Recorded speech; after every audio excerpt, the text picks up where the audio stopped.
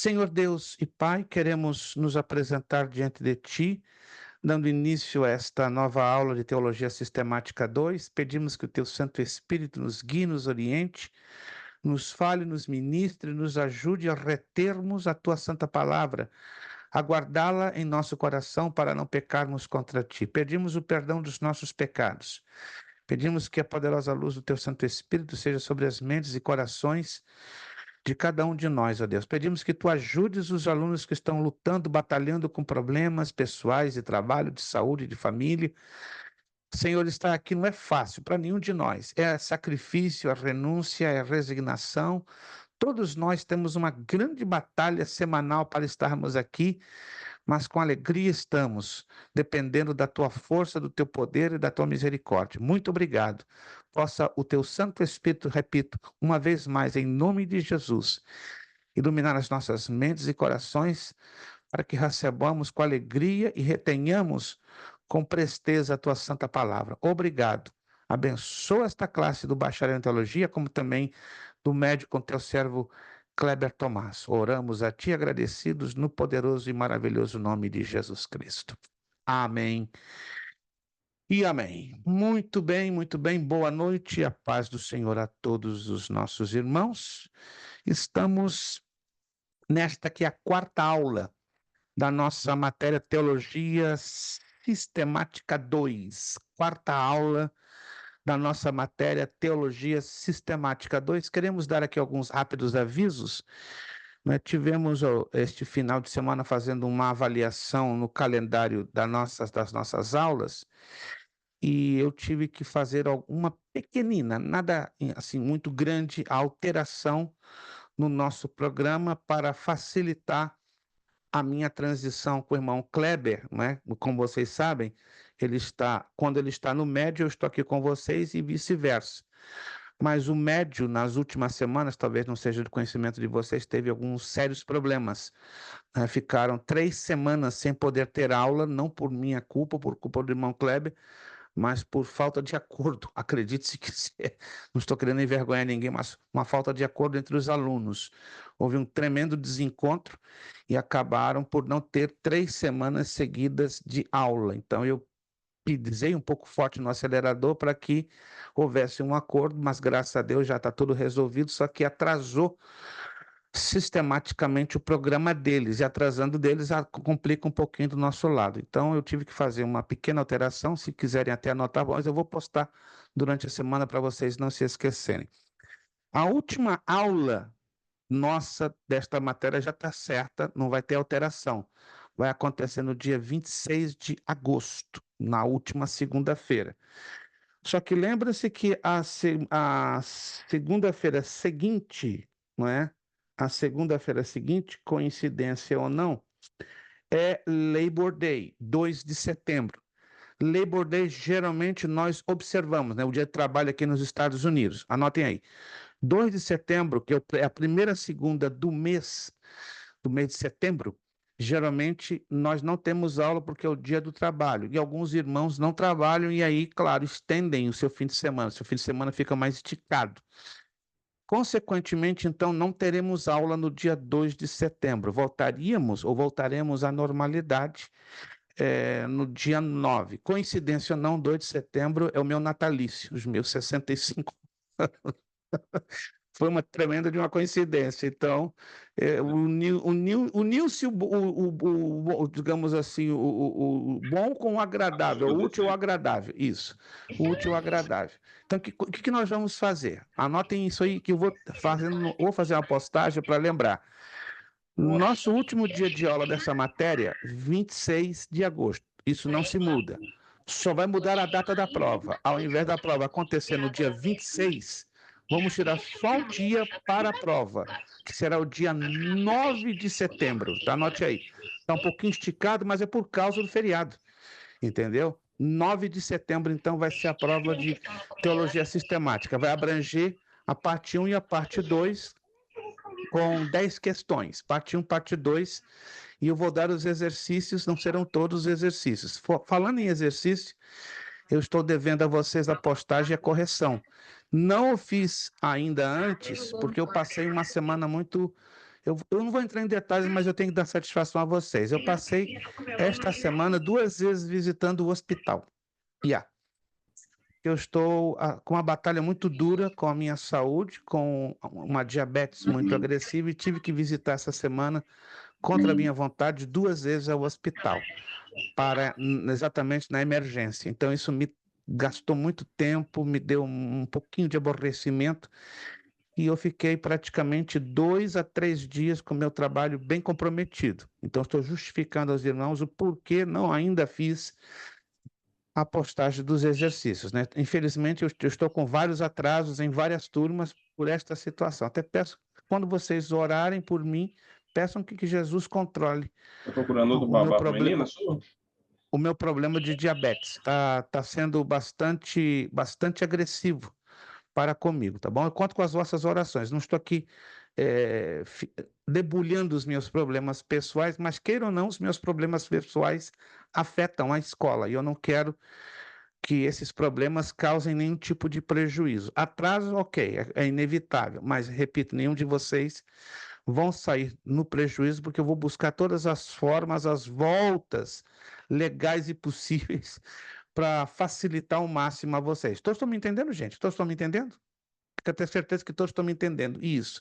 Não é porque eu estou atrasando, porque eu queira ter prazer de atrasar. Não se trata disso. É que está me saindo um pouco do meu controle. Eu creio que qualquer um, no meu lugar, em uma situaçãozinha um pouco incômoda e chata de saúde, teria a mesma situação e o mesmo desconforto. Mas estou apenas prestando satisfação aos irmãos, porque eu devo essa satisfação, é ético, é correto, é cristão, mas Deus sabe, do meu coração eu vou contornar, dar todas as voltas possíveis. Não vou conseguir dar 7 voltas ao redor de Jericó, mas eu vou dar todas as voltas possíveis, né, para compensar essa dificuldade, né, que eu estou tendo nessas últimas semanas. Eu estou há 6 semanas, 7, completará amanhã, batalhando um pouquinho duro com a minha situação de saúde, mas a gente vai vencer no nome de Jesus.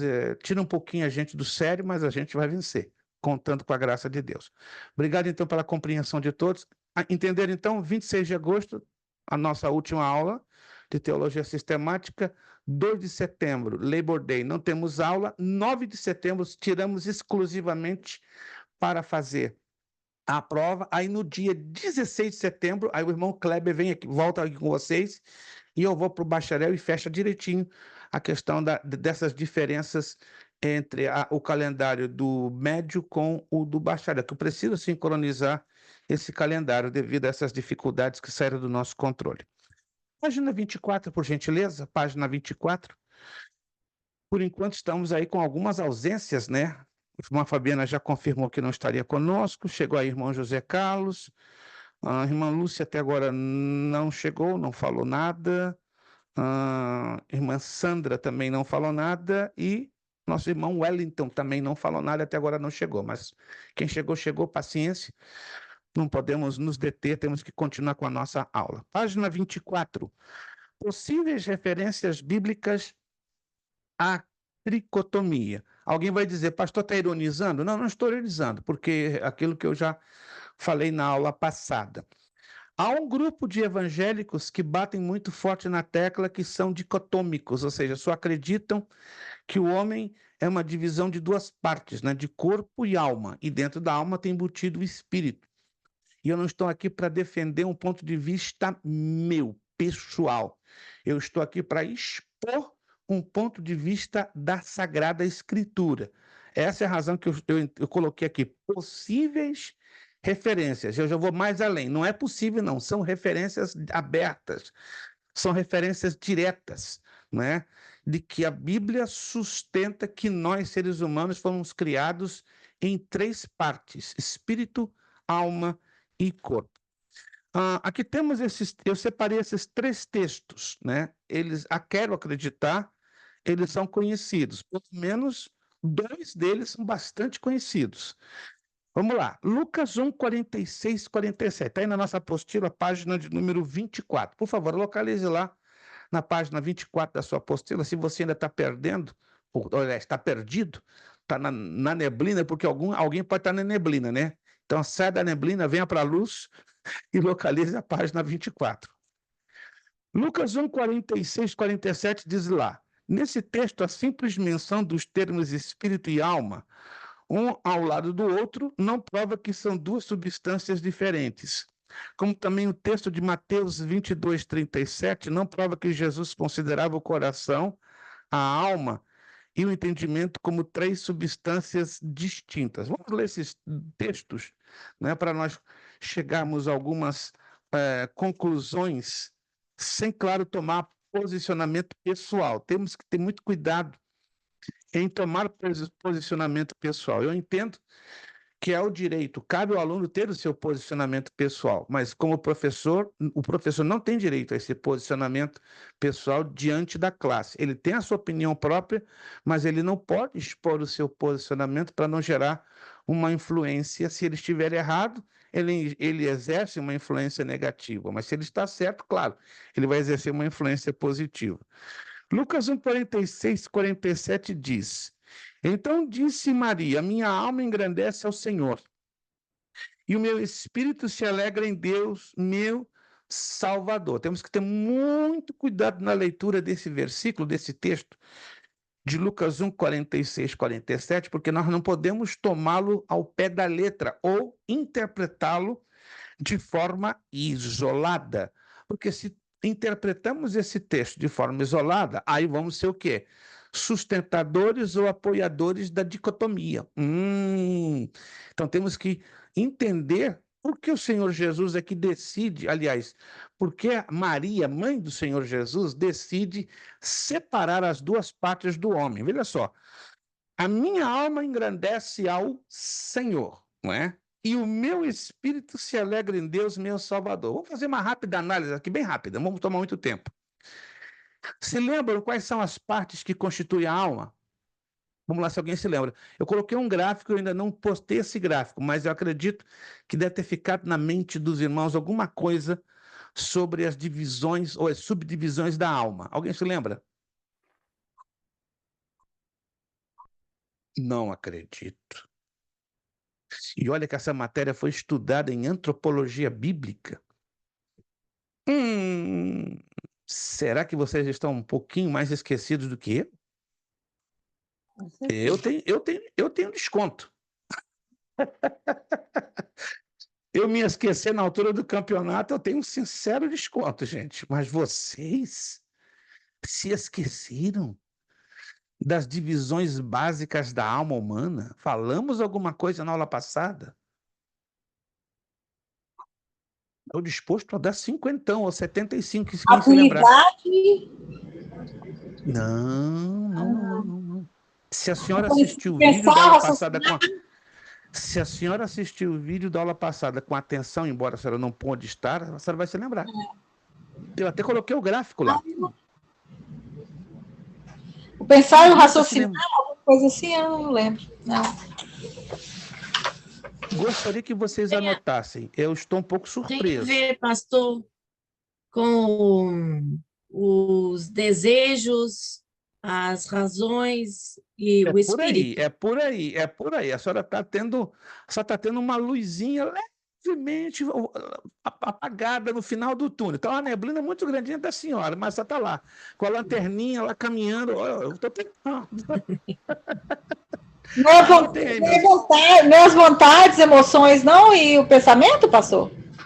Isso! Oh, caramba! Mente, emoções e sentimentos. Isso. Mente, emoções e vontade. Vou dar 60 para a senhora. Pronto, não respondeu Puxa, né? 100% correto. Isso é psique. Mas vou dar para a nossa irmã Jane 60. Pronto. Eu acredito que ajuda 60 pontos. Para a irmã Jane ficar mais esperta. Mente, emoções e vontade. São as três divisões básicas. Olha, estou muitíssimo surpreso que vocês tenham se esquecido disso. E olha, eu acredito que todos vocês já estudaram a matéria de antropologia bíblica. E isso é fundamental. É algo que não pode ser esquecido. Deixa eu bater bem forte aqui na tecla. Você não é obrigado a reter 100%, Mas isso é a base da antropologia bíblica em se tratando da dicotomia, da tricotomia espírito, homem e corpo. O aluno que não conseguir reter este detalhezinho em particular, está em sérios problemas, seríssimos problemas. Seríssimos. Anotaram, então, por favor, as 3 divisões básicas da alma: mente, emoções e vontade. O que a irmã Maria Bandeirinha abordou são os desdobramentos, são as funções ligadas à mente, às emoções e à vontade. Ela não falou de todo errado, só esqueceu-se das divisões da alma, que são 3. Né? Ela falou, na verdade, das funções ou da funcionalidade da alma em si. Tá? Por favor, anotem isso aí. Não procurem os alunos que estão ausentes da aula de hoje. Está sendo gravada essa aula. Eu dou um conselho de amigão. Anote. 3 divisões básicas da alma: mente, emoções, vontade. A quem avisa, amigo é. Para lá na frente, nenhum dos alunos terem graves problemas, porque pode trazer problemas. E até um pouco me preocupa, porque se você passou no médio em teologia e estudou essa matéria e não reteu nada, então o negócio é pior do que eu imagino. Então vamos batalhar pesado para reter pelo menos conceitos bem básicos. Eu não estou exigindo, entende? Quem está me entendendo, gente? Quem está me entendendo aqui? Eu não estou exigindo você guardar 100% do que você já estudou. Mas isso aí corresponde a 10%. Se você não consegue reter 10%, o negócio é gravíssimo, gravíssimo, gravíssimo, e pode acarretar problemas lá na frente para vocês. Pelo menos 10%. Se conseguirem reter, Jesus lá no trono está fazendo assim para vocês, ó. Parabéns, parabéns, parabéns, pelo menos 10% vocês seguraram. Ou que, no pior das hipóteses, 7%. 7%. Bom, isso aí é. Desculpa estar insistindo muito, mas me deixou até com a minha pressão um pouquinho elevada. Levantou um pouquinho a minha pressão. Incrível que eu não contava com essa. Eu esperava que alguém aí na ponta da língua ia dizer mente, emoções e vontade. Mas graças a Deus que a irmã Jane salvou a lavoura. Pensei que a lavoura ia ficar toda perdida hoje. Mas parabéns, irmã Jane. A senhora não deixou a lavoura queimar toda. Eu pego esse toque de vez em quando, pastor. Mas a irmã Giane eu a conheço já há alguns anos, né? Ela tem um potencial, agora seja para o nosso Deus. Irmã Giane, irmã Maria Bandeirinha, quase todos vocês, eu conheço vocês há um bom tempo. E olha, e pelo que eu conheço vocês, há já um bom tempo, mais de 10 anos, vocês têm um potencial violento. Não se subestimem, por favor, vocês têm muito para dar. Vamos ao texto de Mateus 22, 37, só para deixar isso bem esclarecido, que nós temos que ter muito cuidado a não fazermos interpretações isoladas. Mateus 22, 37.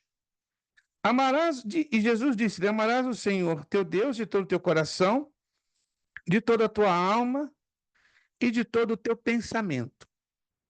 Esse texto também, né, ele é usado por alguns para sustentar a tricotomia, mas aqui nós temos um pequeno probleminha.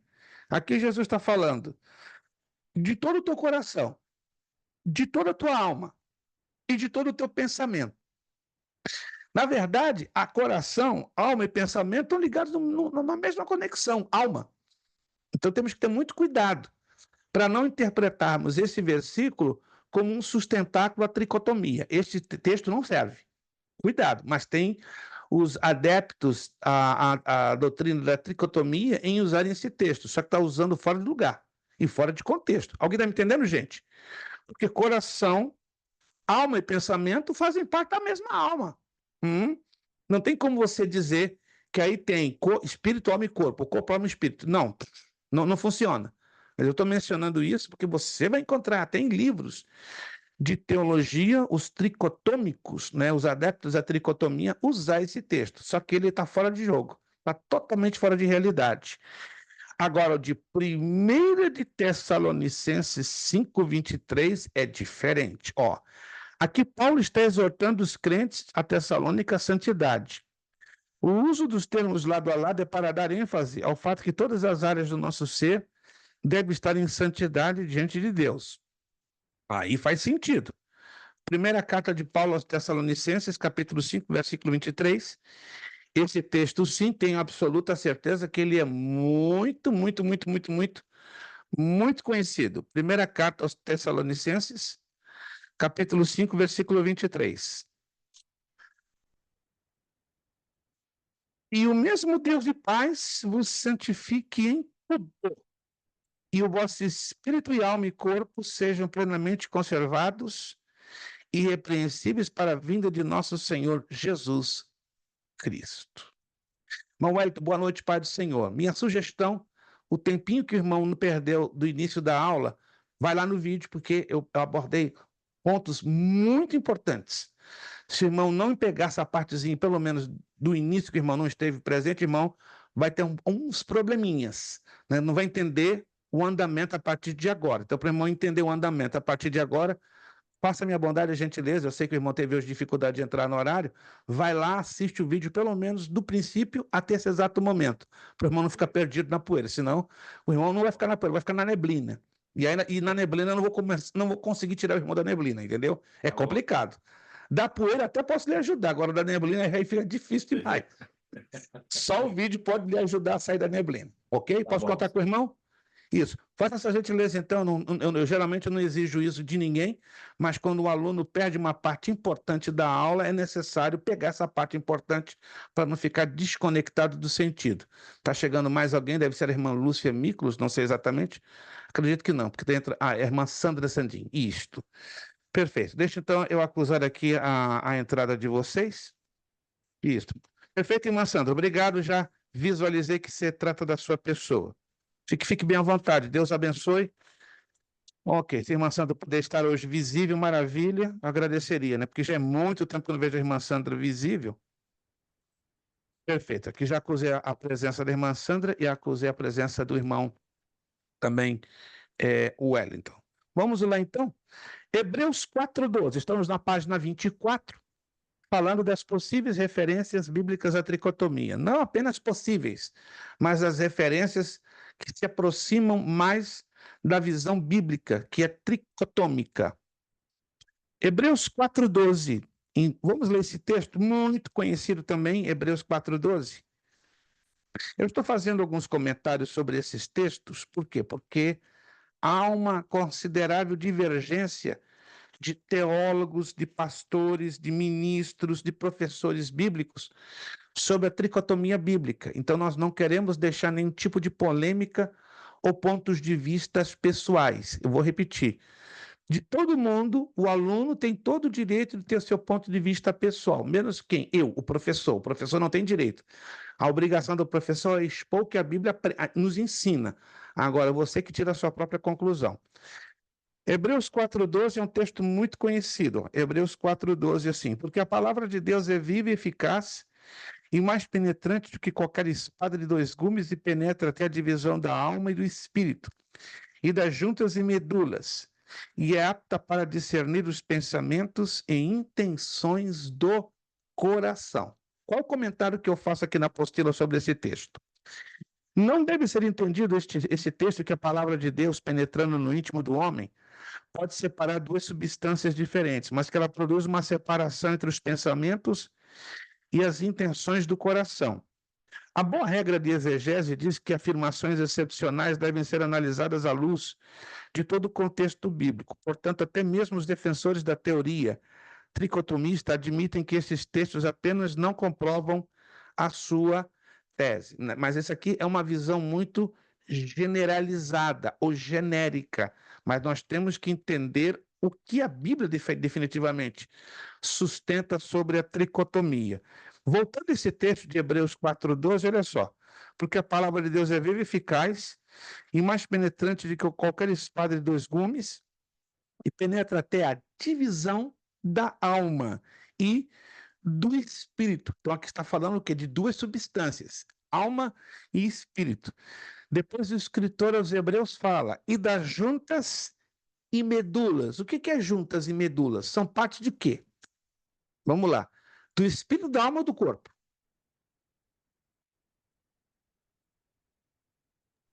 Corpo. Do corpo, Corpo. gente.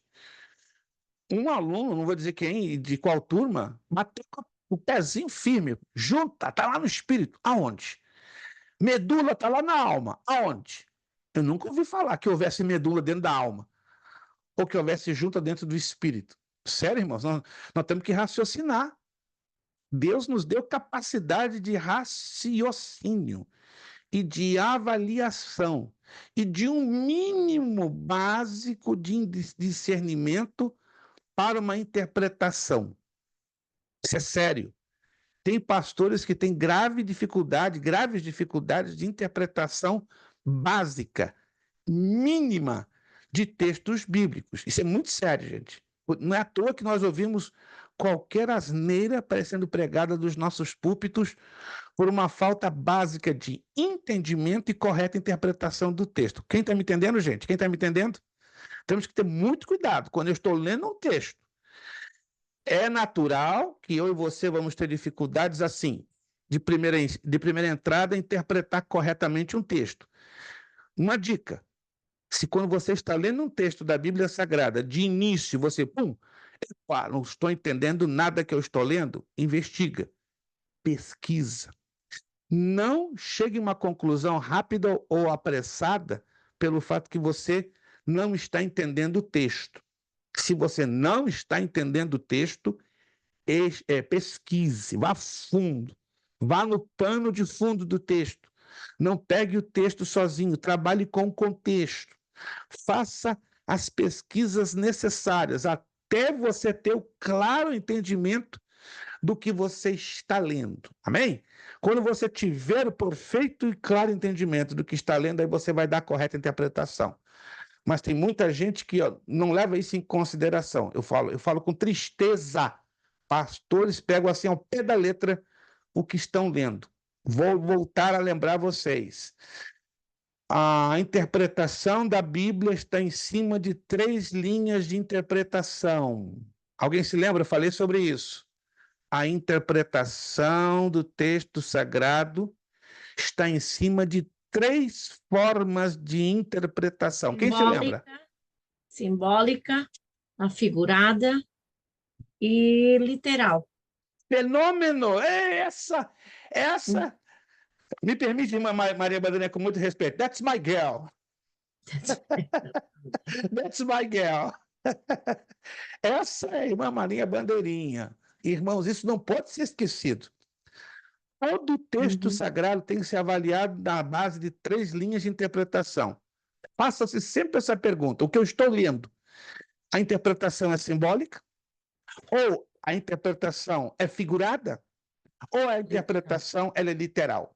Se você não fizer essa pergunta quando estiver lendo um texto bíblico, esqueça-se, você está perdendo até tempo para ler a Bíblia. E não estou querendo ser radical. Se você não levar em consideração qual os 3 níveis de interpretação do texto que você está lançando mão, se você não fizer essa pergunta inicial, até para ler a Bíblia você está perdendo tempo. Pastor, que negócio é esse? Eu não posso perder tempo para ler a Bíblia. Então, acostume-se a fazer sempre essa pergunta.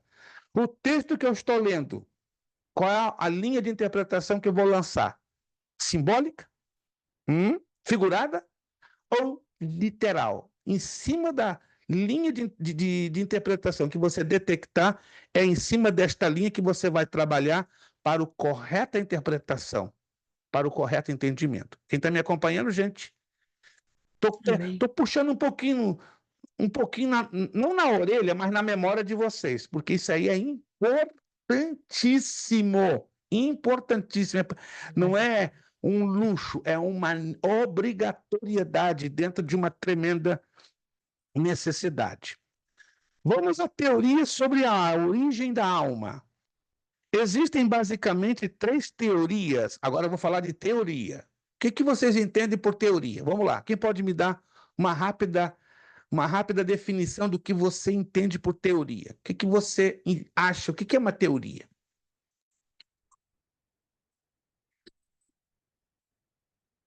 Não se preocupe se você for falar errado. Estamos aqui para aprender juntos. Teoria é uma linha de pensamento, um ensinamento. Falta só uma frase para terminar. Excelente, irmã Ruth. Ela começou, mas não conseguiu terminar. Alguém ajuda a irmã Ruth? Não, tá certíssima, irmã Ruth. Mas falta uma frase para fechar a frase dela. Um estudo, pastor. É um estudo, não? A irmã fez chovendo molhado. Só preciso de uma frase pequenininha para fechar a frase da irmã Ruth. Irmã Ruth foi fantástica, né? Irmã Ruth pegou o carro, pisou lá no acelerador, jogou na quinta marcha, desceu a ladeira. No meio do caminho, ela deu uma freada daquelas, jogou tudo para o ponto zero. Está correto, irmã Ruth. Só o detalhe que a senhora não fechou a definição de teoria. Ninguém consegue imaginar, ninguém consegue lembrar-se do que é a definição clara de teoria? Não? Vamos lá, vamos lá. Vou dar outro empurrãozinho a vocês, vou dar um empurrão agora bem forte. Vocês vão sentir agora um solavanco aí, ó. Um pouquinho de dor nas costas. Teoria trata-se de uma linha de pensamento, trata-se de uma ideologia que não pode ser provada definitivamente como certa ou concreta. Por isso o nome teoria. Eu chego aqui e apresento uma teoria. Ou seja, uma linha de pensamento, exemplo, sobre a gravidade, como a teoria da gravidade. Mas já está provada, né? Embora, ao seu tempo, a teoria da gravidade, não é, elaborada pelo físico-matemático inglês Sir Isaac Newton, ela foi tida como teoria, porque não havia formas de maneira tangível de ser provada. Mas a partir do século XIX, século XX, século XXI, a teoria da gravidade deixou de ser teoria. Então, hoje ela é conhecida na ciência física como o princípio da gravidade. Princípio é aquilo que se pode provar. Teoria é aquilo que não se pode provar. Anotou aí? Então, teoria é uma linha de pensamento que não se pode provar quanticamente, ou seja, de forma quântica, em quantidade em material palpável, certo? Ela não passa de uma ideia, de uma elaboração ideológica. Por isso que estamos falando teorias sobre a alma, que parte dessas teorias não podem ser provadas, outras sim. Existem basicamente então 3 teorias sobre a origem do elemento espiritual do homem: o pré-existencialismo, o traducionismo e o criacionismo. Eu acredito que pelo menos uma delas você já ouviu falar. O pré-existencialismo. Preste atenção e me acompanhe, porque dessas 3 aqui só tem uma que faz sentido no contexto bíblico. As outras são bem estranhas, bem estrambólicas, ou seja, bem absurdas. Segundo essa teoria, as almas já existem em alguma outra dimensão e são atribuídas aos corpos humanos na medida em que são gerados. Essa teoria não possui fundamento bíblico. Essa teoria ela é muito sustentada por parte do espiritismo científico. Preste atenção. Essa teoria ela é sustentada em parte pelos adeptos do espiritismo científico, ou seja, o kardecismo. Do sionismo. Por essa teoria, as almas são reproduzidas juntamente com os corpos, ou seja, transmitidas pelos pais aos filhos. O argumento bíblico é que Deus soprou uma única vez nas narinas do homem e depois deixou que ele se reproduzisse naturalmente. Eles tomam por base Gênesis 2:7. Essa teoria não é de todo correta, porque eles se baseiam que Gênesis 2:7 fala de alma vivente, mas essa expressão alma vivente está ligada com espírito. Então, o que diferenciaria a alma da alma vivente? Porque a alma, mente, emoções, vontade, e o espírito, o fôlego de vida. Então, não é uma repetição semântica, não é uma repetição gramatical, alma e alma vivente. Então, a teoria do traducionismo também não se encaixaria perfeitamente no conteúdo ou contexto bíblico. Mas vamos dar uma olhada no criacionismo. Defende que Deus cria a alma no momento em que há concepção de um novo ser humano. Sendo assim, a alma não existe sem que o corpo, nem o corpo sem a alma. O fundamento doutrinário é a marcante distinção entre a origem do elemento material e do espiritual, feita pela Bíblia. O primeiro é formado da terra, enquanto que o segundo vem diretamente de Deus. Perceberam, então, que a teoria do criacionismo ela é muito mais coerente no contexto bíblico que as duas outras anteriores. Vamos ler esses textos que estão aqui. Alguns deles vocês conhecem, outros eu acredito que vocês nunca passaram por ele. Ou se passaram, passaram assim, batido por cima, mas sim fazer uma análise. Eclesiastes 12:7. Eclesiastes 12:7.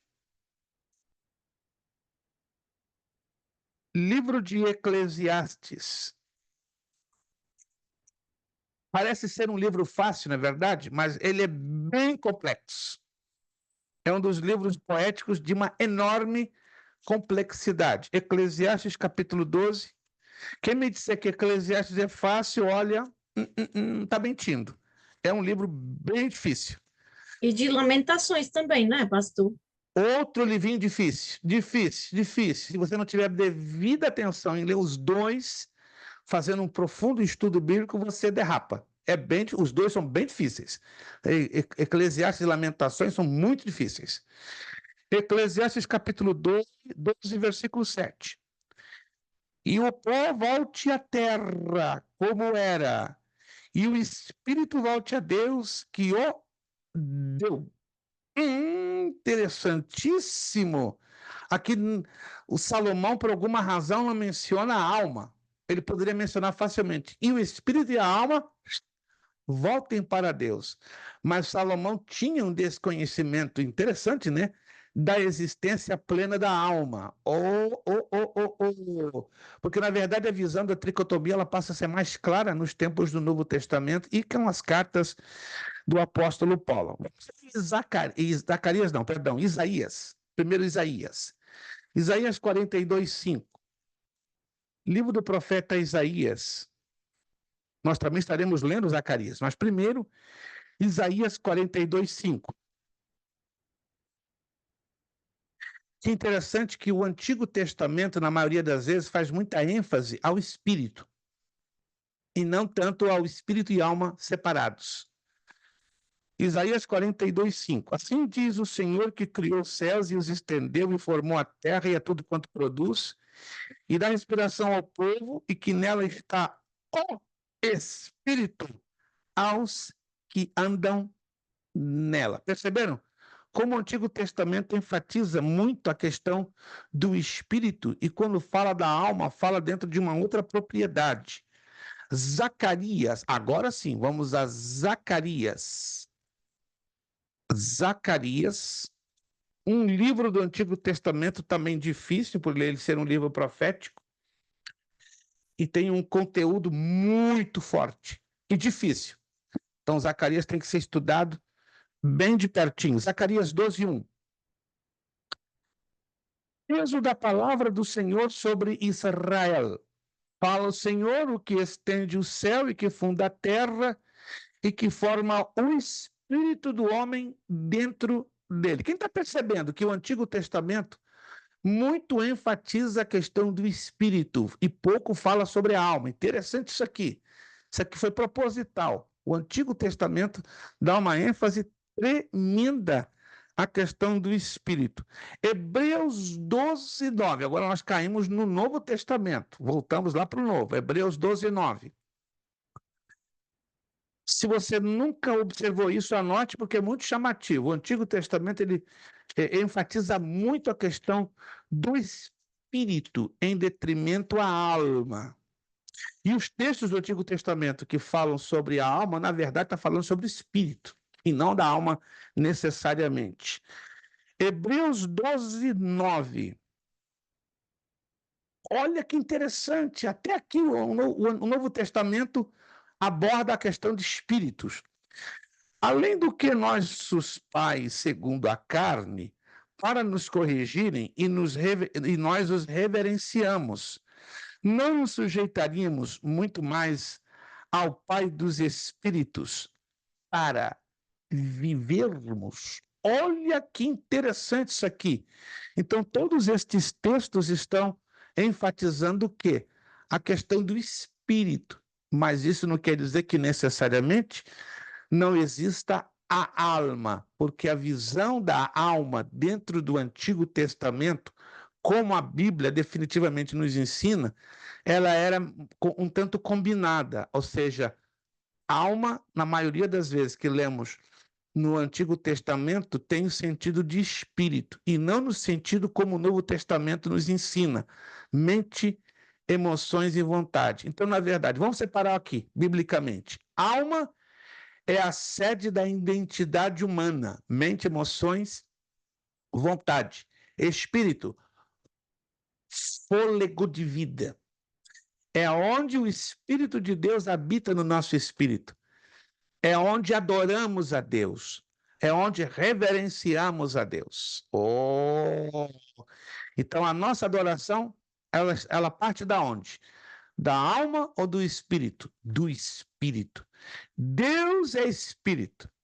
E os que o adoram em espírito e em verdade. João 4:24. Jesus nos ensinou isso com uma propriedade maravilhosa. Então, aprendemos nesse texto que o Espírito é a sede da nossa adoração e a sede da habitação aonde está o Espírito Santo de Deus. Todos estão entendendo, gente? Que a Bíblia dá melhor sustentação à tricotomia do que à dicotomia. Bato na tecla e repito, vai ter pastor que vai pregar e ensinar e insistir que as duas teorias são biblicamente corretas. É uma opinião deste que ensina, ou deste que prega, ou deste que expõe.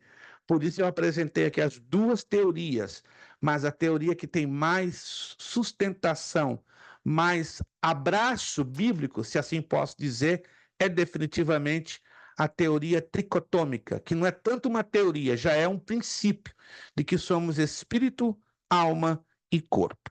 Conclusão: a maioria das igrejas reformadas. O que é uma igreja reformada? Deixa isso bem claro para não ficar nenhuma confusão na cabeça dos irmãos, né? Não é que ela quebrou e foi lá um carpinteiro e reformou a igreja. Não se trata disso. Eu falo que tem aluno que tem essa ideia, pastor. Por que igreja reformada? Alguém jogou uma bomba lá? Foi lá o Al-Qaeda e quebrou com a igreja e depois tiveram que chamar um grupo de carpinteiros e construtores para consertar a igreja. Não, não, não.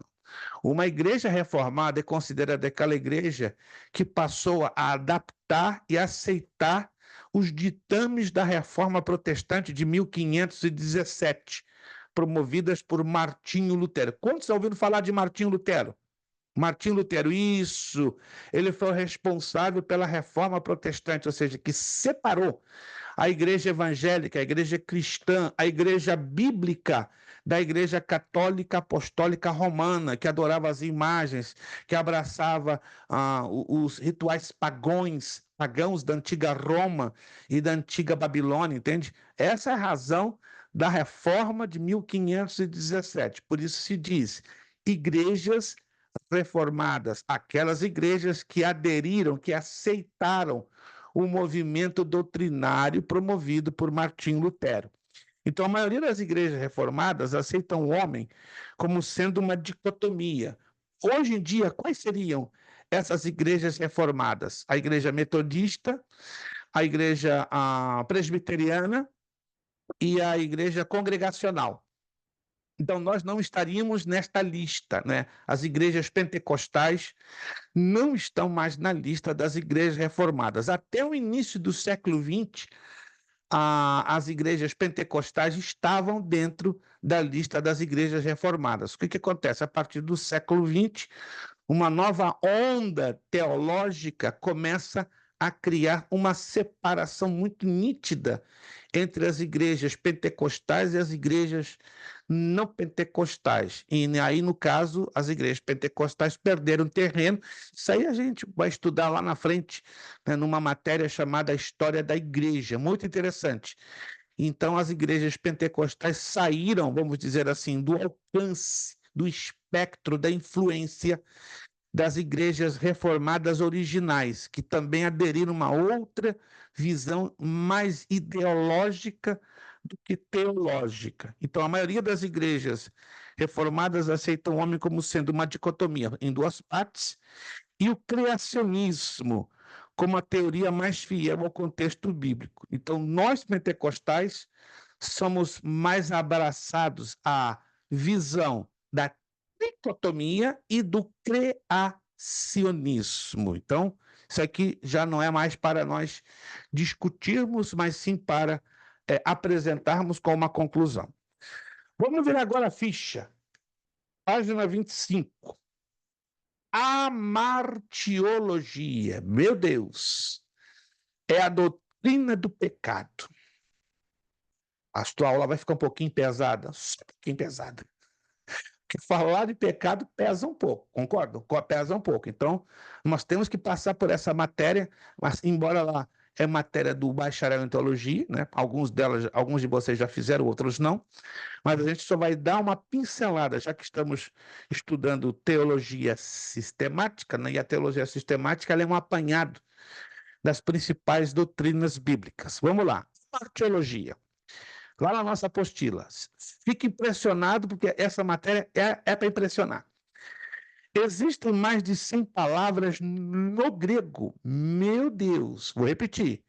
Existem mais de 100 palavras no grego, definidas como pecado. Entre elas, as mais comuns são. Então, o que consola a cada um de nós é que no meio de mais de 100 palavras, temos algumas que vamos trazer pelo menos 3 definições básicas. Se você puder fazer um highlight aí, ó, nessas 3 definições, vai te ajudar muito a memorizá-las, porque elas são importantes demais para serem consideradas. Transgressão, iniquidade e impiedade. Repito, transgressão, iniquidade e impiedade. Tem cristão, tem crente aí que não sabe definir e separar os 3 um do outro. Coloca tudo no mesmo pacote. Tudo é pecado, eu sei que é pecado. Todos os 3 são pecado. Transgressão é pecado, iniquidade é pecado, impiedade é pecado. Mas nós temos que entender, eles são pecado por qual razão? O que os definem de maneira individualizada, levando-os a serem parte do pecado? Porque eles são parte do pecado no homem. Vamos lá. Transgressão, ultrapassar os limites. Digamos que o irmão Wellington é um exemplo. O irmão Wellington está caminhando numa estrada que na placa permite 60, perfeito? 60. Mas o irmão Wellington comprou aí um Bugatti, um carrão de 4 milhões e meio de dólares. Está feliz da vida com o Bugatti. Ei, meu Deus, pensou, irmão Wellington, dirigindo um Bugatti, eu já entrei dentro de um Bugatti, tive que me encolher, que é aquele carrinho esporte. Alguém já viu falar desse carro, Bugatti? 4 milhões e meio de dólares. Quando eu fui a Beverly Hills, na Califórnia, eu conheci um pastor americano que tinha um Bugatti, né? Assim, no mais. Pastor, olha o meu carrinho. Baratinho, né? Bagatela. Assim mesmo, falando em inglês. Quando você é um carro de 4 milhões e meio. Ah, eu paguei 4.750. O quê? 4 milhões? Pagou cash. Aí ele fez questão de me dizer, meu Deus, o que eu faço com 4 milhões e 750 mil dólares? Como uma bonita de uma casa. Mas ele investiu num carrinho amarelinho, parecia uma baratinha amarela, que cabe muito mal 2 pessoas.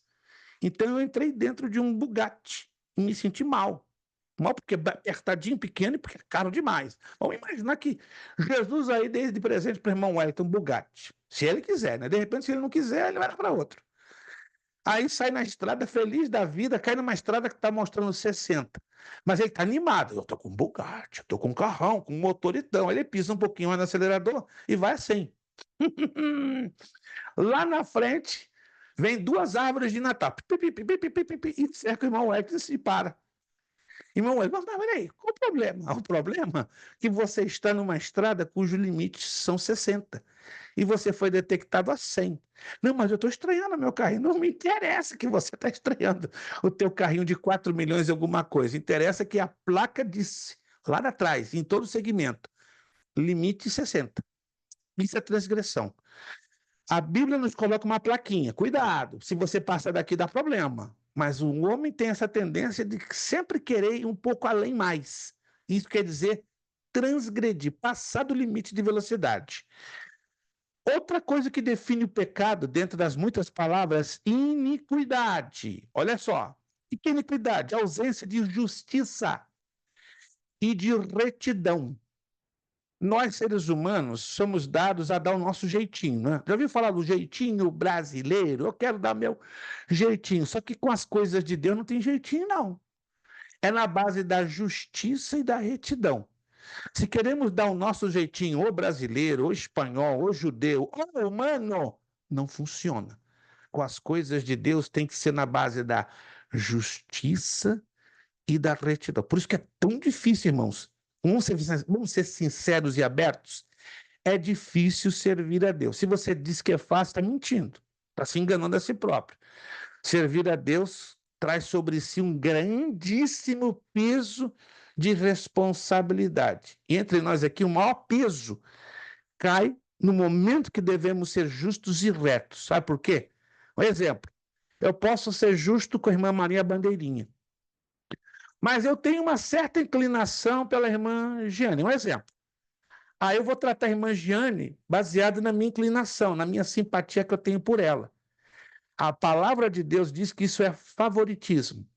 Isso é acepção de pessoas. Porque se somos irmãos de uma mesma igreja ou alunos de uma mesma escola, o mesmo tratamento que eu aplico à irmã Maria Bandeirinha, por mais que eu a queira, que eu respeite, que tenham preso a pessoa dela, e por mais que eu tenha afinidade ou inclinação ou uma maior simpatia, a irmã Giane, eu não posso trabalhar com favoritismo por quem eu tenho mais inclinação. Não, porque isso aos olhos de Deus chama-se acepção de pessoas. Provérbios capítulo 20, versículo 10. Vamos ler esse texto? Alguns de nós sabemos de memória, outros de nós esquecemos. Provérbios capítulo 20, versículo 10. E diz lá, Provérbios. Esse é um texto que também não poderia ser esquecido, mas você acredita? Mais de 80% dos obreiros da casa de Deus se esquece desse texto. É raro um obreiro ter esse texto memorizado. Não quero deixar ninguém envergonhado ou constrangido, mas é raríssimo hoje encontrarmos um pastor, um evangelista, um presbítero, um diácono, uma missionária ter esse texto memorizado. Provérbios capítulo 20, versículo 10. 2 espécies de piso e 2 espécies de medida são abominação para o Senhor, tanto uma coisa como outra. Anota aí, faz o highlight e procura memorizar esse versículo.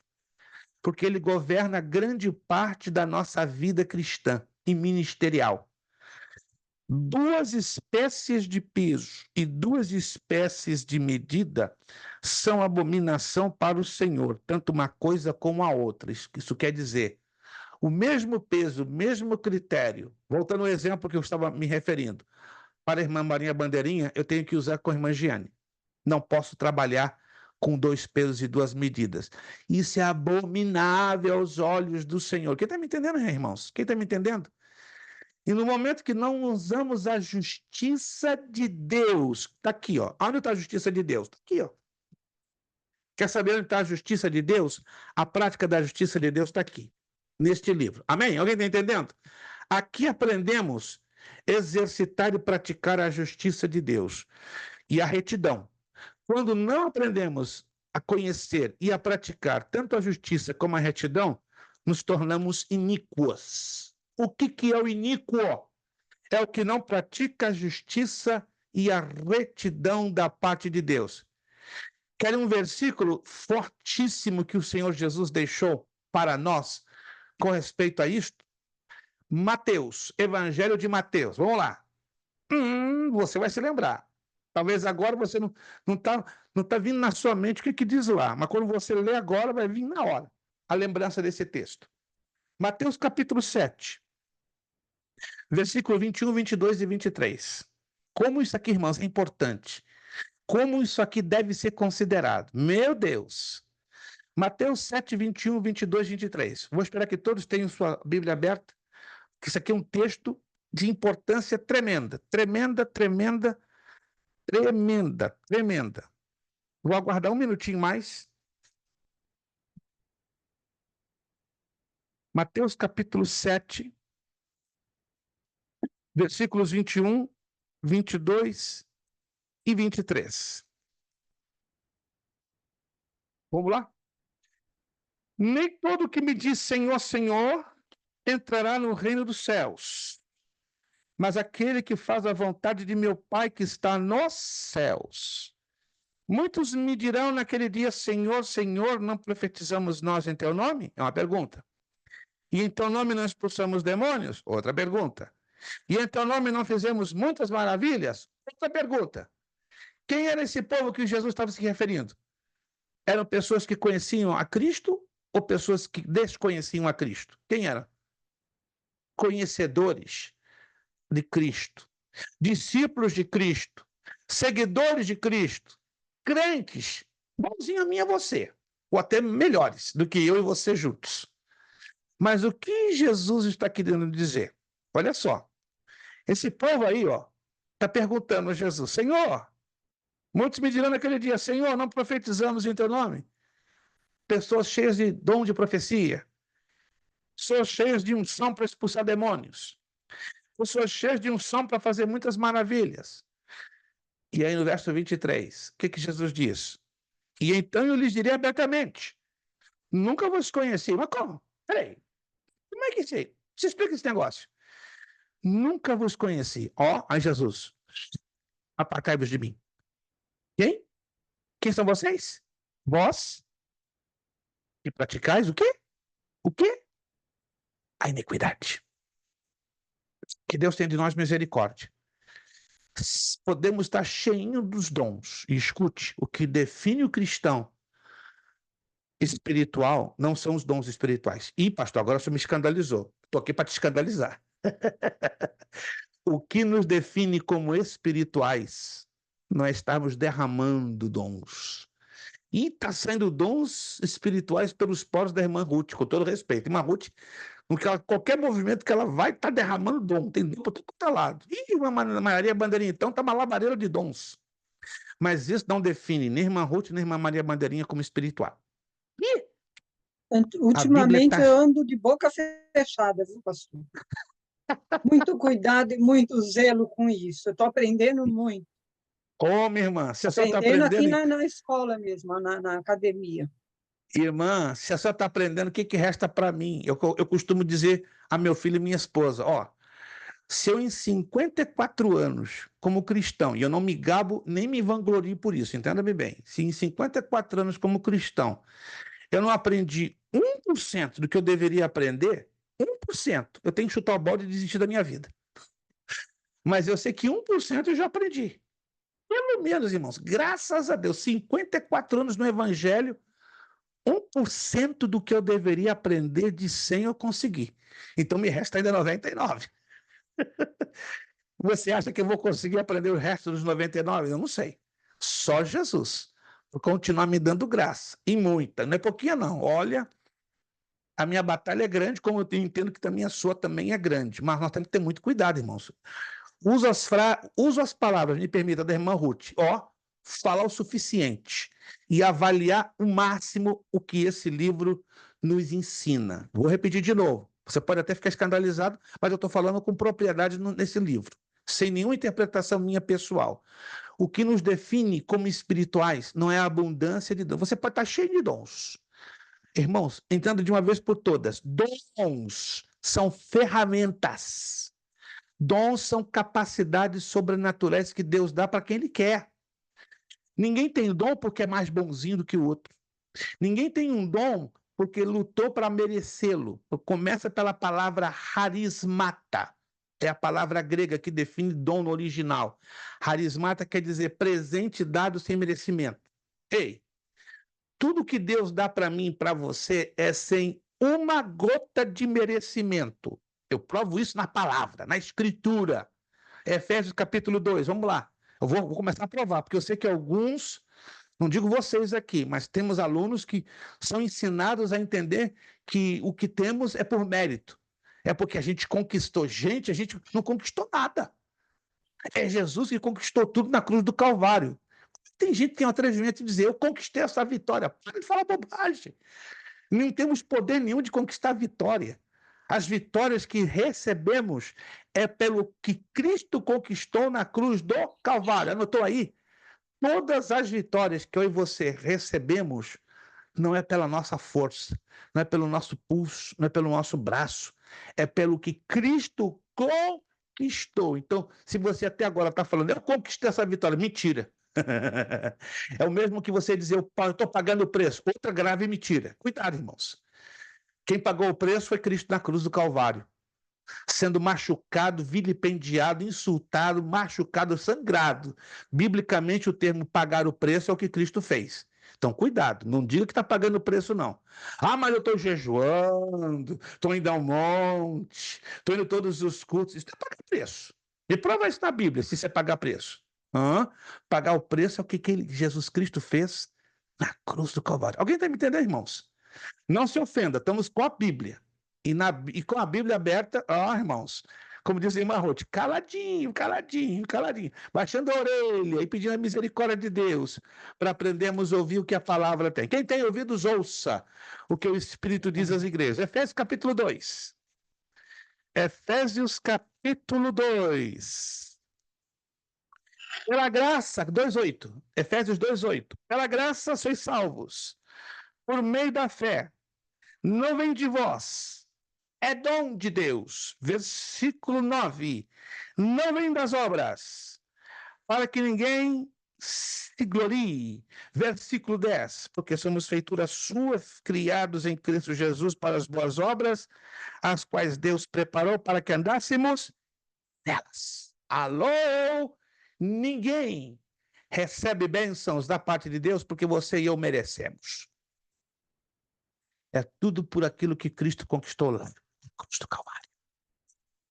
Somos salvos por graça. E a graça fala de dom de Deus. E não vem das obras. Por isso, por favor, minha irmã, por amor à sua vida e até mesmo pela sua salvação, falo com muito carinho e respeito.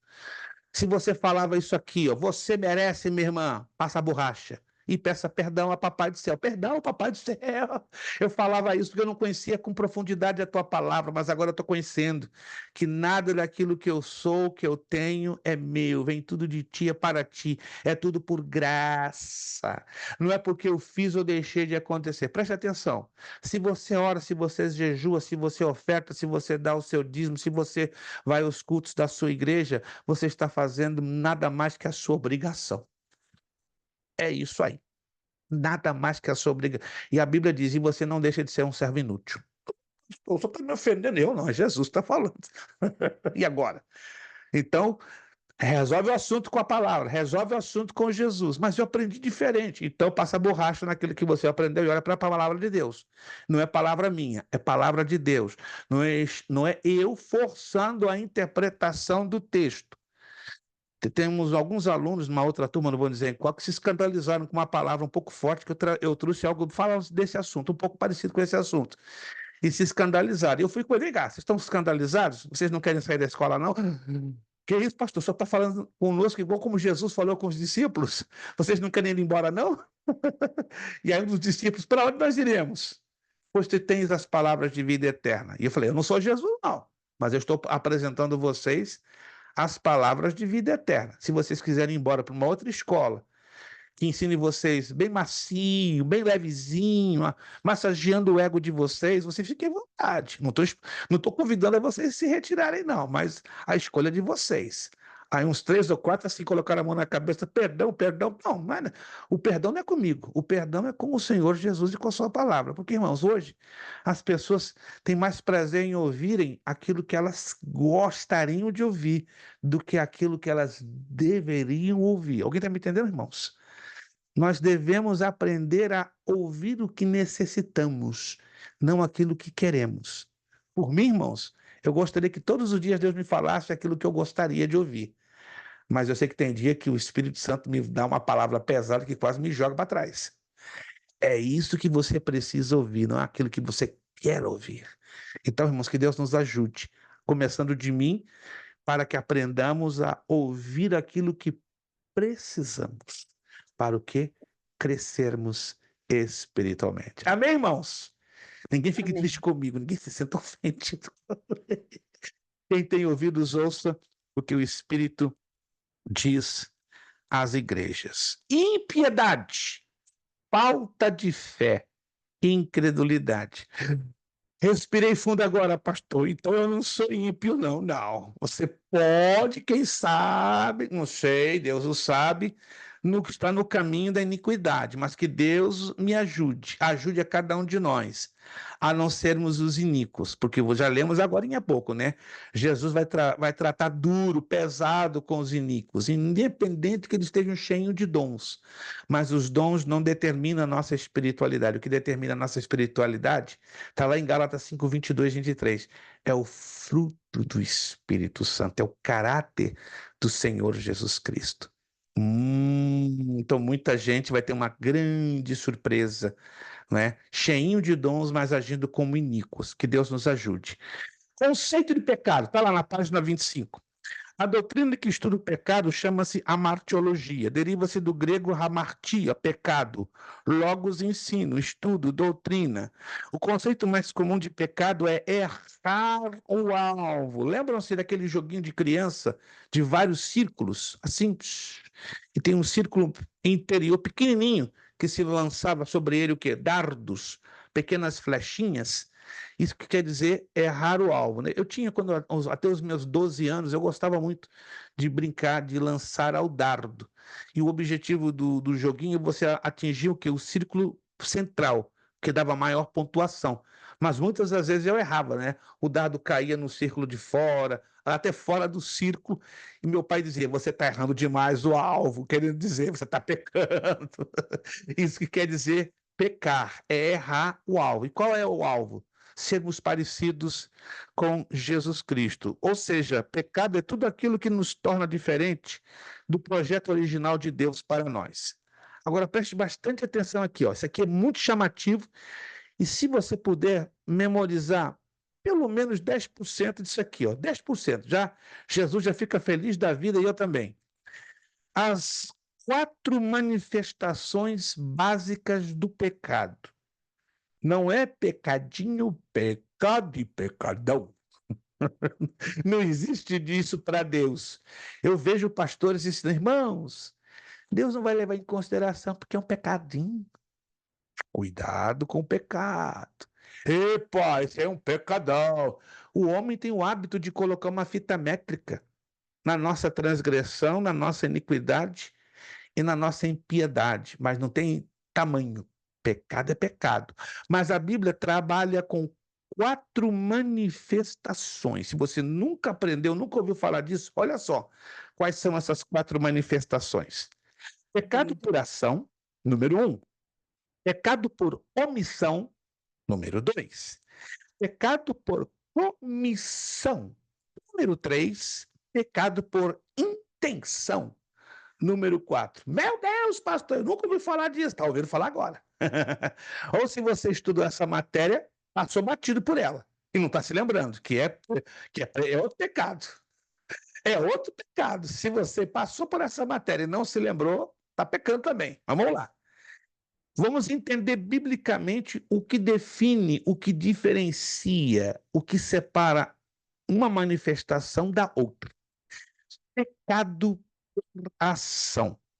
Primeira carta de João, capítulo 5, versículo 18. Aqui temos que ler todos os versículos, para ficar tudo bem explicado, tudo bem esclarecido. Primeira carta do apóstolo João, capítulo 5, versículo 18. Chega a ser um pouquinho engraçado, né? A Bíblia chama de... Os escritores, na verdade, os teólogos, falam que João é o apóstolo do amor. Mas que amor, hein? Tem partes da epístola de João que, ó, João faz isso, ó. Isso porque é o amor, para você ver. Dá uma chicotada de ferro. E você não aguenta. Eita, é o apóstolo do amor, mas o amor de Deus é assim, irmãos. Porque o pai que ama o seu filho faz isso, ó. Ó, doido. Fala do meu pai, Luiz Prestes, tinha o mesmo nome meu. Quando ele encostava a mão em mim, até a varinha que ele usava chorava. Era eu e a vara. Era raro meu pai encostar a mão em mim, mas quando encostava era para o ano inteiro. O ano inteiro. Ele descontava os 12 meses em cima de mim, mas eu ficava pianinho, um ano pelo menos. Depois de um ano eu deixava de ter vergonha na cara, aí a varinha de novo. Quem ficava atrás da porta da cozinha. Nunca me esqueço, irmãos. Meu pai, se me tocou na minha vida 4 vezes, foi muito. Minha mãe me amava a estrear a Havaiana dela em cima de mim. Minha mãe amava. Toda semana, vai lá, minha Havaiana. A Havaiana voava para lá e para cá. Não tem vergonha de dizer isso, não. Mas meu pai já era bem mais sistemático. A varinha cantava, ó, geralmente uma vez por ano, e assim foi por 4 anos seguidos. Depois nunca mais. Estou sentindo falta dessa varinha. Eu não. Passava de mais de um ano e meio que essa varinha não está cantando em cima de mim. Mas uma vez por ano ela cantava. Querendo dizer o quê? Que meu pai me amava. Não que minha mãe não me amasse.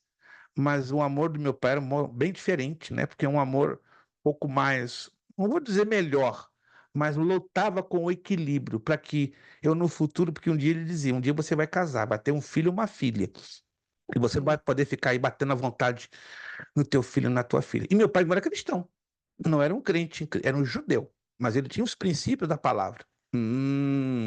E como judeu, ele tinha princípios, e o princípio da varinha é um princípio que todo judeu segue. Interessante, né? Mas vamos lá, 1 de João, capítulo 5. 1 de João, capítulo 5, versículo 18. Sabemos que todo aquele que é nascido de Deus não peca. Epa, parece que um negócio meio estranho aqui, ó. Mas o que é de Deus é gerado, conserva-se a si mesmo e o maligno não lhe toca. Presta atenção na leitura desse texto, pelo menos nessa tradução. Estou usando Almeida Revista Corrigida 2009. Sabemos que todo aquele que é nascido de Deus não peca. Se você ler ao pé da letra essa parte do texto, parece uma coisa herética, ou não? Parece? Presta atenção no que eu estou falando. Vou repetir de novo. Sabemos que todo aquele que é nascido de Deus não peca. Crente pode pecar? Pô, e peca. E às vezes até demais. E às vezes até demais. Aqui temos um probleminha de tradução. A Almeida Revista Atualizada diz: sabemos que todo aquele que é nascido de Deus não exerce a prática do pecado. Opa! Aí muda. Há uma diferença entre dizer não peca e dizer não exerce a prática do pecado. Em outras palavras, nós somos salvos, gerados na semente da palavra e somos motivados a não vivermos a prática do pecado, ou seja, a prática consciente. Porque a prática inconsciente não tem jeito, irmãos. Volta e meia, você vai ter raiva de alguém, volta e meia você vai xingar alguém, mesmo que não seja verbalmente, mas lá no seu coração, na sua mente, você está xingando. Está mandando o camarada plantar batatinha e daí para baixo. Estamos sempre pecando, gente. Não podemos dizer, eu sou um anjinho de 4 auréolas e 10 asas. Mentira, não existe isso. Nós pecamos, infelizmente. Nós pecamos. Mas cuidado com a tradução. A tradução pode causar um probleminha. Alguém está me entendendo, gente? A tradução pode causar um probleminha. Então temos que ter muito cuidado quando lançamos mão de uma tradução. Por isso que eu volto a bater pesado nessa tecla.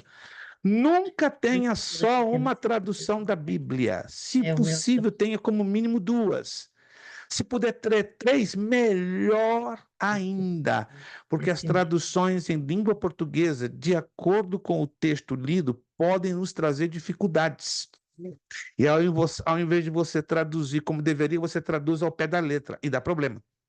Então, sempre é bom ter pelo menos, como mínimo, quem puder ter 2, quem puder ter 3, melhor ainda, porque você abre o texto em 3 traduções diferentes.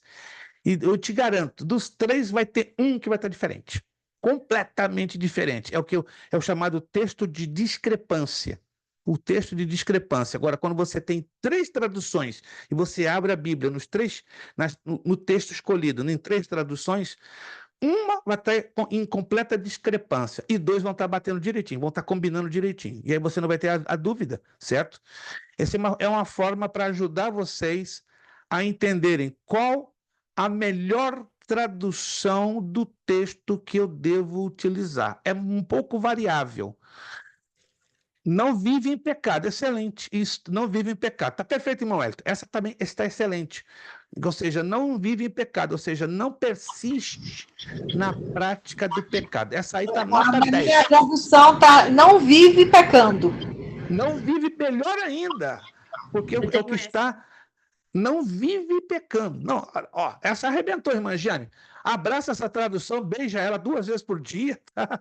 Faz carinho, não deixa ela de lado, não. Não vive pecando. Agora, essa não peca, abre os olhos, porque pode dar um problema, a menos que você tenha 2 ou 3 traduções para você, então, colocar as 3 juntas e chegar à conclusão que de 3 traduções, uma vai estar discrepante, ou seja, vai criar uma certa polêmica. E não vale a pena, irmãos, nós traduzirmos o texto fora do contexto, porque aí você vai sustentar uma ideia, um ensino bíblico até um tanto herético. Você está cheio das melhores intenções, mas você vai estar lá no púlpito compartilhando uma palavra com uma ideia que não tem nada a ver com o texto original ou com o contexto em si. Todos entenderam aqui?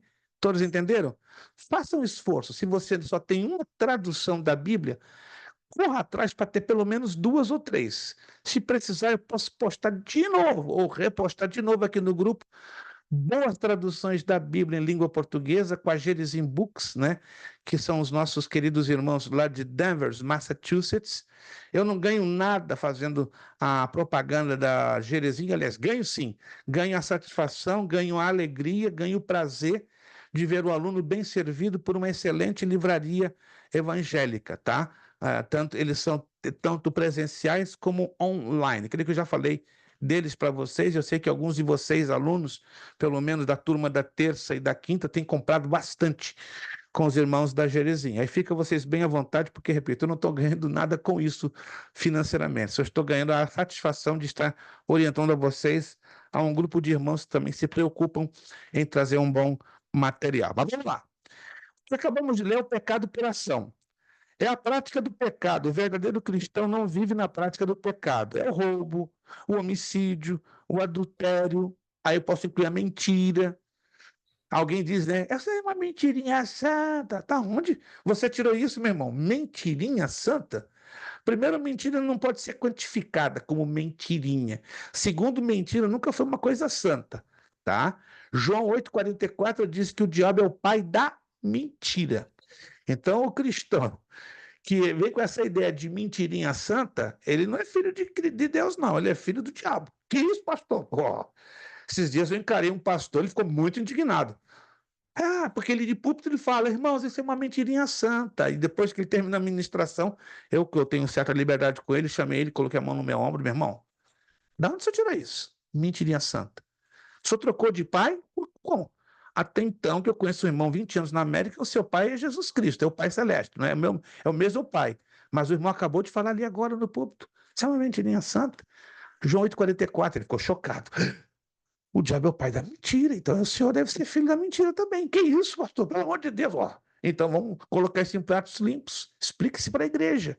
Quem sou eu? O senhor é o pastor da igreja, mas eu acabei de ouvir uma aberração, uma loucura, uma asneira. Não faça isso, pelo amor de Cristo. Eu lhe admiro muito como servo de Deus. Como é que o senhor vai jogar isso para a igreja? Mentirinha santa. Irmãos, tem coisas que, infelizmente, que a gente fica bem surpreendido e a gente não consegue entender. Mas vamos lá. Para os fariseus, vou repetir de novo, né? O adultério, algumas pessoas acham injusto. Algumas pessoas acham injustas por não fazerem essas coisas, como os fariseus, e acabam julgando as pessoas, mas para Deus pecado é pecado. Mesmo que eu e você não cometamos roubo, homicídio e adultério, continuamos sendo pecadores. Porém, não para pecadores conscientes e praticantes na nossa sã e limpa consciência. Pecado por omissão. Primeiro é por ação, que é o chamado pecado consciente ou pecado deliberado ou premeditado. Segundo, pecado por omissão. O que quer dizer omitir? Você sabe, mas não faz. Alguém está me entendendo? Pecado por omissão. Você sabe o que não deve fazer, aí você deixa de fazer. O problema não é só fazer. O problema é eu saber e deixar de fazer. Epa, olha só. Tiago 4,17, vamos lá? Tiago 4,17. É grave, gente. E a igreja do Senhor Jesus, infelizmente, a cada dia que passa, parece que está crescendo muito com os adeptos de pecadores por omissão. Tiago 4,17. Mas, pois, aquele que sabe fazer o bem e não faz, comete o quê? Comete o quê? Pecado. Aquele, pois, que sabe fazer o bem e não faz, comete pecado. Se eu aprendo nesse livro a não mentir, a não enganar, a não usar 2 pesos e 2 medidas, se eu aprendo e não faço, estou pecando. O problema não está apenas em fazer, é deixar de fazer. Quem está me entendendo, irmãos? Quem está me entendendo? Deus tem de nós o quê? Misericórdia. Ah, pastor, eu não minto, eu não roubo, eu não adultero, eu não passo a perna no meu irmão. Mas você fica quietinho diante do erro. Você fica quietinho diante da prática da iniquidade. Você se omite. Que Deus nos ajude a não sermos omissos. É quando deixamos de fazer aquilo que Deus quer que façamos. Sejamos sinceros aqui entre nós. E a apostila que está fazendo essa pergunta. Quem faz tudo que Deus manda? Ó, como diz a irmã Ruth. Quem faz tudo que Deus manda? Dê essa resposta para você e Deus. Ó, fecha a porta do seu quarto. Faça um blindamento acústico que ninguém esteja ouvindo, não. E aí começa a falar com Deus. Deus, eu não tenho vergonha na cara mesmo. Eu não faço tudo que tu mandas e muito menos o que a tua palavra manda. Por isso ajuda-me, Senhor, porque eu estou cometendo pecado por omissão. Temos que confessar, irmãos, quando estamos pecando. Alguém está me entendendo, irmãos? Isso é sério. Porque o pecado aí nos separa, faz um abismo entre nós e Deus. Pecado por comissão. Vamos ver aonde está isso? Segunda carta de João, versículos 10 e 11. É uma carta pequenininha, mas olha, tem umas exortações de chorar. Segunda carta de João, versículo 10 e 11.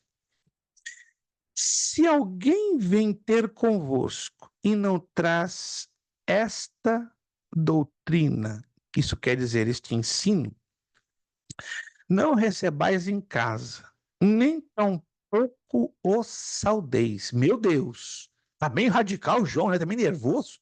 Versículo 11. Porque quem o saúda tem parte nas suas más obras. Pai Celestial.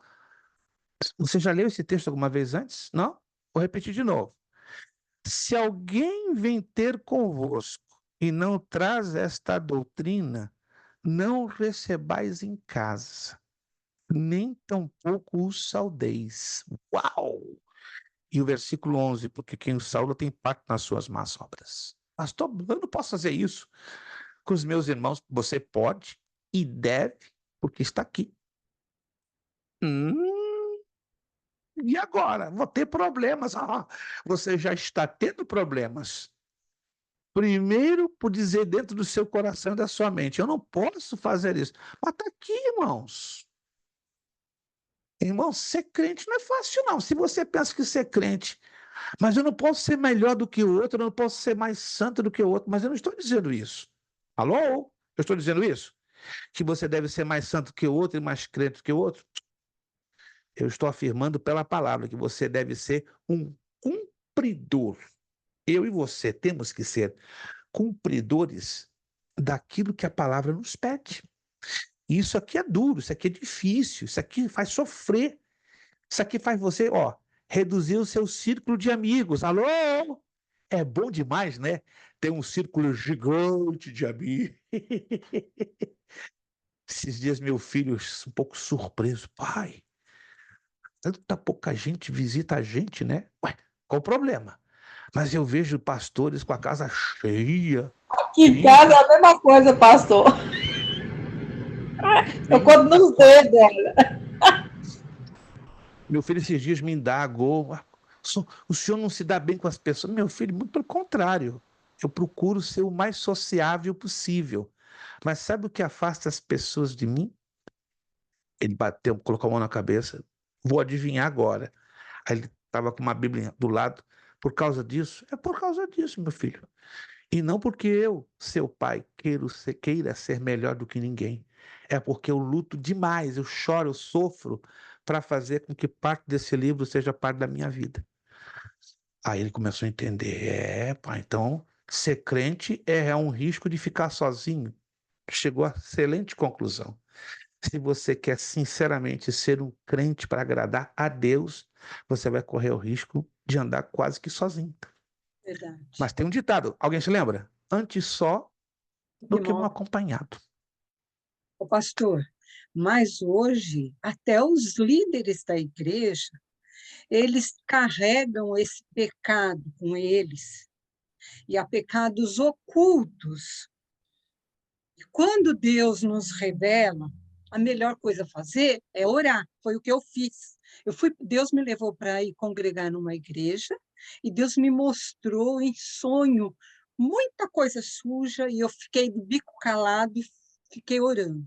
Senhor, traz a luz oculto escondido, isso só pode ser pecado. Eu não acredito, Jesus. E todo mundo babando ali em cima da pessoa. O que aconteceu? Deus trouxe, e essa pessoa fugia de mim como o diabo foge da cruz. Porque a gente que é intercessora, as pessoas não gostam não, viu, pastor? Não, nem um E pouquinho. o que aconteceu? Deus trouxe a luz, o oculto e o escondido, me surpreendeu, foi um sobrenatural. Essa pessoa foi levada para o conselho do conselho maior aqui dos Estados Unidos e foi condenada, e os presbíteros da igreja abafaram o caso debaixo do tapete, esconderam o pecado, ali adulterando a palavra e quebrando a aliança, né, com os irmãos, porque esconderam, concordaram com o erro. Conclusão, tudo aconteceu e eu saí da igreja quietinha, o meu tempo acabou, sabe? Mas Deus trouxe a luz. Há casos como o seu, né? Eu já vivi isso umas 4 vezes na minha vida, incluindo o Brasil, a Argentina e aqui.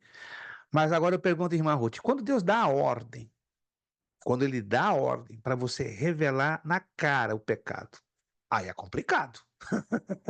É. Aí é pesado. Eu já tive Deus não 2 falou para me vezes. falar nada, não. Eu já tive 2 vezes, eu não vou entrar em detalhes porque foram 2 episódios super constrangedores. Eu já tive 2 vezes. De Deus me dar a ordem e detalhes. Vai lá e fala com o teu pastor em privado no escritório. Não expor publicamente. Porque a Bíblia não deixa bem claro, né, que tem certas situações que tem que ser no privado. E aí eu marquei uma audiência, só estou falando só uma experiência, não vou falar as duas. Pastor, eu quero falar com o senhor. Ok. Fechado. Ninguém está nos ouvindo? Só eu e o senhor e Deus? Ok. Tem uma palavra da parte de Deus. A partir daí o senhor fica à vontade de me excluir.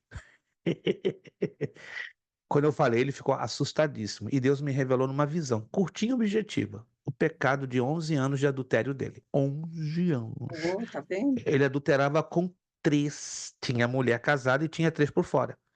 Sim, isso é Uma das verdade. líderes de oração, uma das líderes do coral das senhoras, não é? E uma das irmãs Dorcas. Tá Acredite vendo? se Pecado quiser. oculto. E o Claro, povo 11 se anos com fazendo as, de santo dentro da igreja. 11 anos com as 3. E pensa no homem que orava, Jesus batizava com o Espírito Santo. Pensa no homem que orava, Jesus curava. Dá para entender um negócio desse? O homem que orava, né, as almas se salvavam, mas era o dom que estava operando. E era a honra a Deus, a sua própria palavra. Não o camarada que estava vivendo uma vida suja. Quando eu terminei de falar, ele deu 3 murros numa mesa. Vou te excluir amanhã mesmo. À vontade, pastor. Fique bem, Verdade. mas quando o senhor pensar em levar o assunto para a igreja, me excluir, Deus vai entrar com vai entrar com a provisão. E o seu pecado não vai ser revelado não pela minha boca, mas alguém vai trazer a luz. Pode esperar na próxima ceia, que era faltavam 4 dias, o irmão está excluído. Esteja lá, por favor, se o homem é homem de Deus, eu sou. Tanto que eu vou estar lá. No dia da ceia, foi marcado a minha exclusão, só o pastor que sabia, já tinha tudo preparado numa ata, o secretário já estava ciente. quando ele ia tomar o púlpito para falar, estou resumindo para os irmãos entenderem, eu não me envergonho de dizer isso não. Uma das 3 mulheres que vivia em relação adulterena se levanta e grita.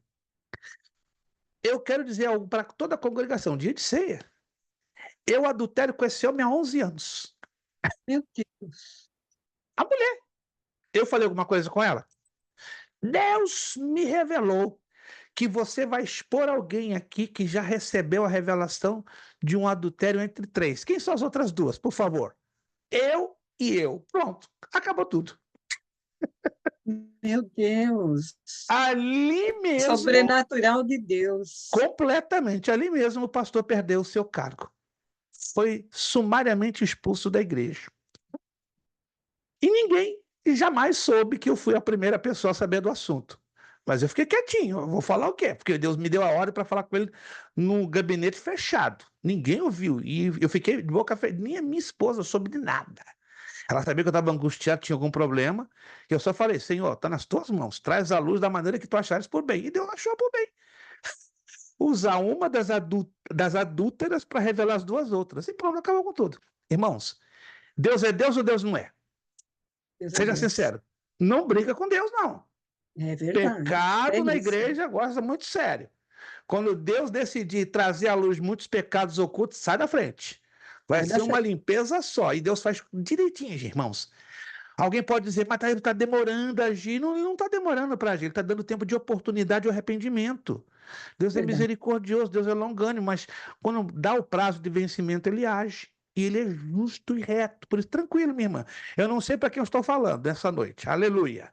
Deus é justo e Deus é reto. Ele não deixa passar a coisa em branco. Ele não julga o culpado por inocente e vice-versa. Aleluia. Não estou pregando aqui para alguém, não. Mas Deus é justo e reto. Falar desse assunto de pecado é delicado, gente. É delicado. Ai, meus irmãos, eu estou aqui para falar também das minhas experiências pessoais, porque aqui tem cada um de vocês tem tido lindas experiências com Deus e com o sobrenatural. Mas em se tratando de pecado, todo o nosso cuidado e não pensemos que somos melhores do que os demais, não. Se alguém tropeçou, deslizou, caiu, eu e você não somos melhores do que ninguém. Poderíamos ser nós.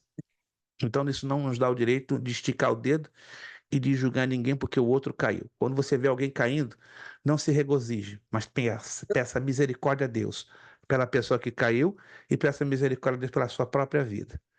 Porque quem pode garantir que o próximo será eu? O próximo será você. Que Deus tenha de nós misericórdia. Aquele que está de pé, né, diz a Escritura, olhe para que não caia. Estamos de pé? Amém, graças a Deus. Mas olha, vamos pedir misericórdia para continuarmos de pé, sem esticar o dedo para ninguém. Amém, irmãos? Amém. Não sei para que eu estou falando. Se alguém aí está tentando esticar o dedo para alguém porque está errado, ó, volta na sua direção e peça misericórdia. Eu, pastor, o senhor está exortando, eu estou ensinando a palavra. E pode ser que esse ensino hoje esteja um pouquinho duro, um pouco salgado, um pouco cortante. Mas falar de pecado é isso aí, irmãos. 5 minutinhos, já estou terminando. Pecado por comissão, é o que acabamos de ler em 2 de João, versículos 10 e 11. É o pecado da cumplicidade. Quando fazemos parte do sistema opressor, mesmo não diretamente, como aquele que não faz o assalto, mas dirige o carro vigia do lado de fora. Epa! Olha só que interessante comparação. Você pode não fazer o assalto. Verdadeiro cúmplice. Exatamente, mas você levou o ladrão no teu carro. Esteve lá na porta e já sabe que o ladrão entrou para arrebentar com a casa do seu irmão. Então, olha, cuidado, cuidado, que não sejamos cúmplices com as obras das trevas. Vamos lá, deixa eu me lembrar, Efésios, capítulo 4. Rapidinho, rapidinho, vou terminar em 5 minutos. Meus irmãos, essa aula está tomando um rumo que eu não tinha planejado, não. Todas as aulas que eu preparo, eu falo, Espírito Santo, tu és o professor. Eu só faço a minha parte para me preparar, mas o professor és tu. Então, dirija como tu queres. E hoje, o professor Espírito Santo está um pouco na unção. Não sou eu, não, é o Espírito Santo, ele está na unção. Efésios, capítulo 4, deixa eu ver aqui se é esse o texto, para eu não errar. Eu estava meditando neste texto esta semana e fiquei, olha, meu Deus. Deixa eu ver aqui, Efésios,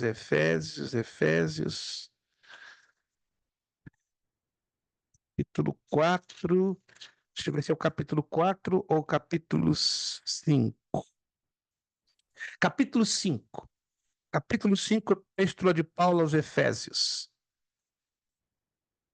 Versículo 8, 9, 10, 11 e 12. 8, 9, 10, 11. Efésios 5, 8, 9, 10 e 11 e 12. Porque no outro tempo erais trevas, mas agora sois luz no Senhor, andai como filhos da luz. Versículo 9. Porque o fruto do Espírito está em toda bondade, justiça e verdade. Versículo 10. E aprovando que é agradável ao Senhor. Versículo 11.